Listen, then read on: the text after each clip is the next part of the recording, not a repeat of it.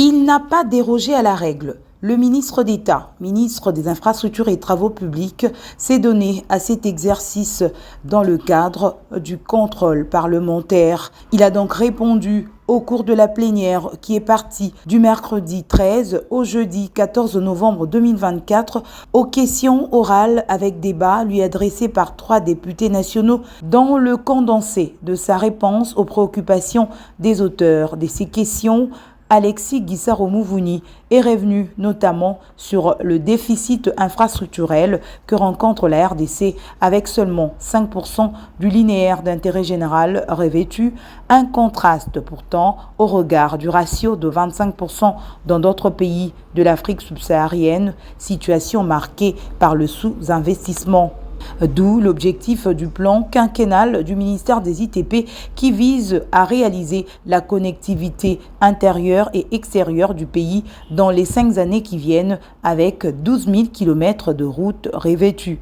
Après débat de plusieurs heures, les députés nationaux ont soumis leurs préoccupations supplémentaires, axées notamment sur les routes nationales, les voiries urbaines, le programme sino-congolais et bien d'autres sujets. En réponse à ces différentes questions soulevées par l'auguste Assemblée, le ministre d'État des ITP a rencontré tant soit peu leurs attentes. Les auteurs de ces questions orales ont entre autres recommandé à l'Assemblée nationale de mettre en place un mécanisme de suivi trimestriel de l'exécution du budget. Alexis Guissaro-Mouvouni a, dans sa conclusion, sans complaisance, sollicité l'affectation des crédits budgétaires qui permettront de faire face à ce déficit criant de connectivité routière que le pays rencontre.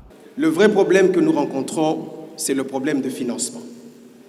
Voilà pourquoi j'avais sollicité de la part de votre auguste Assemblée que dans le cadre de la loi de finances 2025, qu'une part plus importante soit allouée au ministère des Infrastructures et Travaux publics afin que nous puissions réaliser tous ces projets qui vous tiennent à cœur, des projets de route, des projets de voirie, des projets de lutte anti-érosive, des projets de construction de bâtiments.